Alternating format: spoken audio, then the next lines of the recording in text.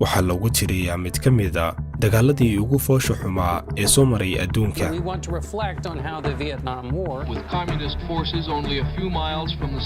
Wuxuu ahaa dagaal socday ku dhowaad 117 sano. Muddadaasi dheer wuxuu soo kulansaday dalkani gumaystayaal kala jaad duwan, laga soo bilaabo gumaysigii Faransiiska ilaa iyo gumaystihii Jabaan. wuxuu noqday saaxad ay ku dagaalamaan dalalkii shiyuuciga ahaa iyo dalalkii ra'sumaaliga ahaa ee uu Maraykanku horkacayay. dagaalkan socday ku dhowaad 120 sano ayaa waxaa soo afjaray hal sawir oo lagu daabacay mid ka mid a wargeysyada Maraykanka. wuxuu ahaa dagaal bannaanka u soo saaray awoodda ay yeelan karto warbaahintu. waxaynu u jeednaa dagaalkii Vietnam. haddaba muxuu ahaa dagaalkani, maxaase horinayay? kusoo dhowaada daawadayaal muuqaalaynu ku eegi doono taariikhda dagaalkii Vietnam.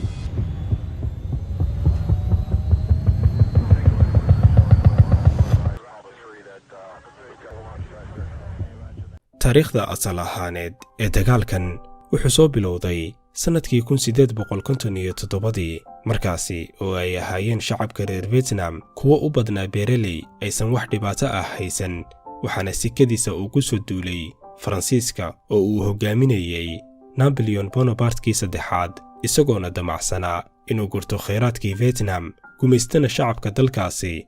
Vietnamiyiintuna iyagoo weli ku hoos jira gumaysigii Faransiiska ayuu qarxay dagaalkii labaad ee adduunku, waxaana xilligaasi u soo baxay shacabka reer Vietnam nin lagu magacaabi jiray Ho Chi Minh, kaasi oo ka soo horjeeday gumaysigii Faransiiska, wuxuuna ninkan aaminsanaa fikirka shiyuuciga ah.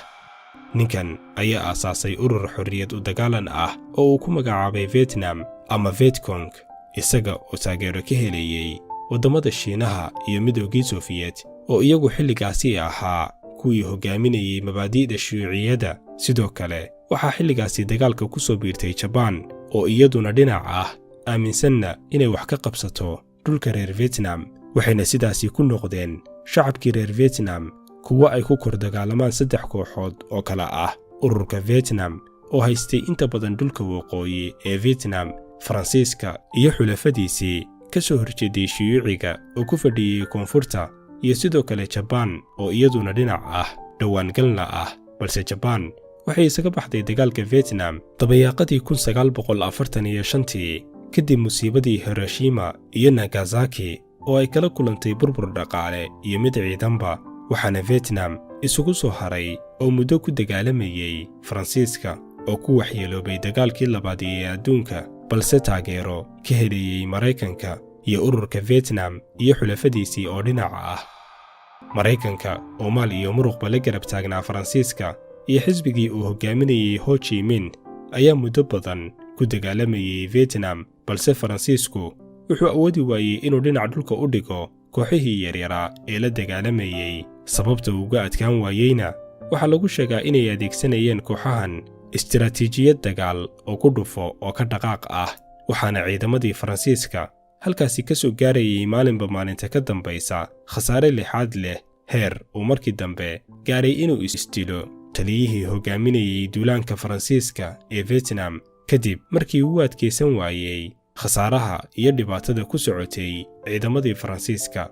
markaana Faransiisku wuxuu baaq caawineed u dirsaday Maraykanka, Maraykankuna wuxuu ku soo taageeray ciidamo iyo hub fara badan. laakiinse nasiib darro ma aysan noqon ciidamadii Faransiisku kuwo wax iska caabiya, oo ciidamadii Vietnamku waxay ahaayeen kuwo mar waliba ku gacan sareeya dagaalka, maadaama ay aad u yaqaaneen dhulka kuna dhuumaalaysanayeen dooxooyinka waqooyi ee Vietnam.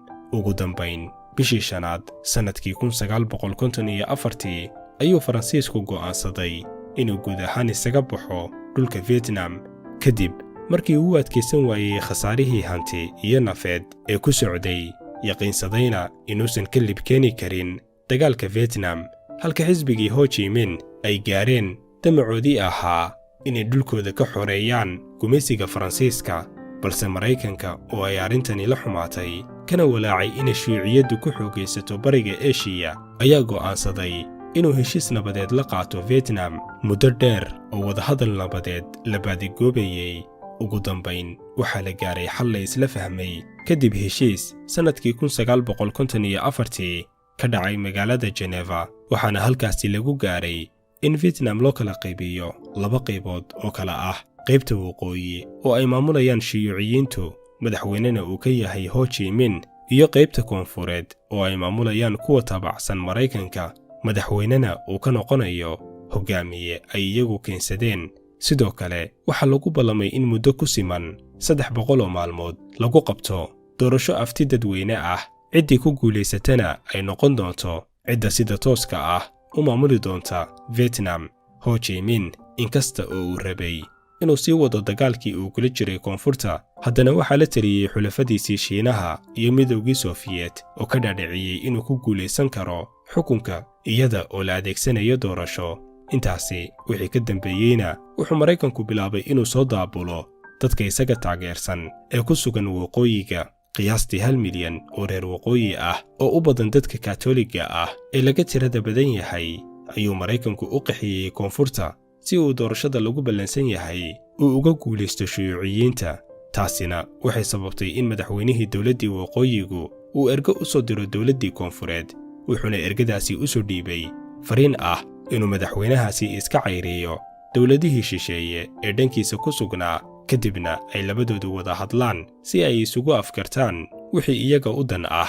jawaabta madaxweynihii daantii koonfureed waxay noqotay diidmo qayaxan, taasina waxay horseed u noqotay dagaal mar kale ka dhex qarxa waqooyiga iyo koonfurta Vietnam, iyadoo weliba aan la gaarin xilligii lagu ballamay in doorashada guud la qabto. wuxuuna si toos ah u bilaabay Ho Chi Minh inuu duulaanno ku qaado xukuumaddii koonfureed iyo saldhigyadii Maraykanka ee halkaasi ku yaalay. madaxweynihii xilligaasi ee Maraykankuna wuxuu ahaa John F. Kennedy. Kennedy ayaa ku khasbanaaday inuu falcelin ka sameeyo weerarada Vietnam iyo xulafadoodaba ay ku wadaan xukuumadda koonfureed iyo saldhigyada Maraykanka ee halkaasi ku yaala, wuxuuna ciidamo hor leh ku soo daabulay koonfurta Vietnam. waana halka uu sida tooska ah uga bilaaban doono dagaalka ay faraha iskula geli doonaan waqooyiga Vietnam iyo Maraykanku. koox la taliyayaal iyo khubaro ciidan isugu jiray oo uu soo diray madaxweyne John F. Kennedy sanadkii 1961 si ay uga warbixiyaan xaaladda koonfurta Vietnam, ayaa kula taliyey Kennedy in la kordhiyo ciidamada Maraykanka ee ku sugan Vietnam, taasi oo ka dhigtay madaxweynihii dalkaasi ee Kennedy inuu aqbalo taladaasi, isaga oo ka duulaya inaysan dhicin mid la mid ah aragtida domino oo loola jeedo in haddii hal waddan oo koonfurta bari Aasiya ah uu ku dhaco shiyuuciyada, dalal kale oo badanna ay raaci doonaan, iyaga oo noqon doona sida tusbax afka laga furay. sanadkii 1962 joogitaankii militariga Maraykanka ee koonfurta Vietnam wuxuu gaaray ilaa 9,000 oo askari marka la barbar dhigo intii lagu jiray 1950meeyadii, markaasi oo ay ka joogeen Maraykanka koonfurta Vietnam in ka yar 800 oo askari. isku day afgembi oo ay sameeyeen qaar ka mid ah ciidamadii waqooyigu waxay ku guulaysteen inay ridaan xukuumaddii koonfureed, sidoo kalena ay dilaan madaxweynihii koonfurta iyo walaalkiisba bishii Novembar sanadkii 1963. 3 toddobaad kadib dhacdadaasina waxaa toogasho lagu dilay madaxweynihii Maraykanka John F. Kennedy gudaha magaalada Dallas ee gobolka Texas. talada dalka Maraykankana waxaa la wareegay ku-xigeenkii Kennedy oo la oran jiray Johnson oo ka aragti duwanaa madaxweynayaashii isaga ka horeeyey. wuxuu ahaa mid aad u doonayay inuu helo fursad ama marmarsiyo muuqda oo uu waqooyiga Vietnam si toos ah ugu weerarayo, waxaana kulkaasi timid dhacdadii gacanka Tonkin 2 bishii 8 sanadkii 1964 kadib markii dooniyaha ku sumadaysnaa torbido ay sheegeen Maraykanku inay weeraro kala kulmeen Vietnamka gudaha gacanka Tonkin. Johnson wuxuu amray in laga argosto bartilmaameedyada militari ee waqooyiga Vietnam. Koongareesku wuxuu si dhaqso ah u meelmariyey qaraarkii gacanka Tonkin, kaasi oo siiyey Johnson awood dagaal oo ballaaran. diyaaradaha Maraykankuna waxay bilaabeen duqeymo joogto ah, halkaasina waxaa ka qarxay dagaal qaraar oo aan waxba la isku reeban, Maraykankuna ay ku waayeen 100,000 oo qof. bishii 3 sanadkii 1965 Johnson wuxuu qaatay go'aan ah inuu ciidamo hor leh u diro dagaalka Vietnam, isagoo sheegay inuu taageero adag ka helay dadweynaha Maraykanka.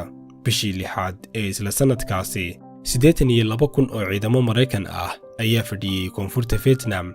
Hogaamiyayaasha milatariguna waxay ku sii baaqayeen in loo baahan yahay 175,000 oo askari oo dheeraad ah si ay u xoojiyaan ciidanka koonfurta Vietnam ee halganka ku jiray garabkana ka helayay reer galbeedka. bishii 9aad sanadkii 1967 tirada ciidamadii Maraykanka ee Vietnam joogay waxay ku dhowaatay 500,000 oo askari.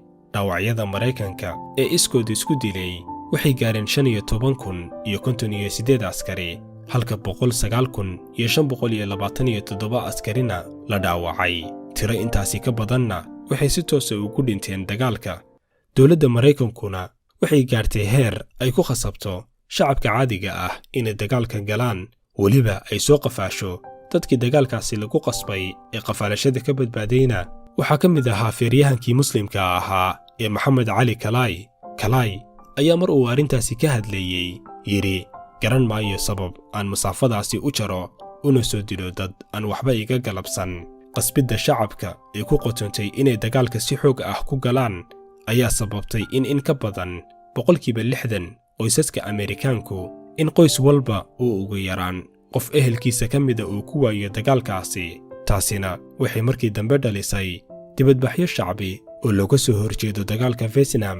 waxayna socdeen dibadbaxyadaasi muddo dhowr bilood ah, waxaana ugu caansanaa dibadbixii iridda hore ee Pentagonka ayna isugu soo baxeen dad gaaraya 35,000 oo dibadbaxyaal ah. ugu dambaynna waxaa kursiga looga taliyo dalka Maraykanka yimid madaxweyne Richard Nixon oo muddo ku siman dhowr iyo 20 sano kor kala socday dagaalka Vietnam, yaqiinsanaana isaga iyo xulafadiisu inaysan ka lib keeni karin kana guulaysan karin ururkii xorriyadu dagaalanka Vietnam iyo xulafadiisii shuyuuciga ahayd. waqti badan iskama uusan lumine, balse wuxuu bilaabay markiiba qorshe uu ciidamadiisa ugala soo baxayo Vietnam. dabayaaqadii sanadkii 1969 Maraykanka iyo xulafadiisii waxay halkaasi kala soo kulmeen jab iyo wejigabax foolxun. askarigii ugu dambeeyey ee Maraykan ah wuxuu ka soo baxay Vietnam horaantii 1973.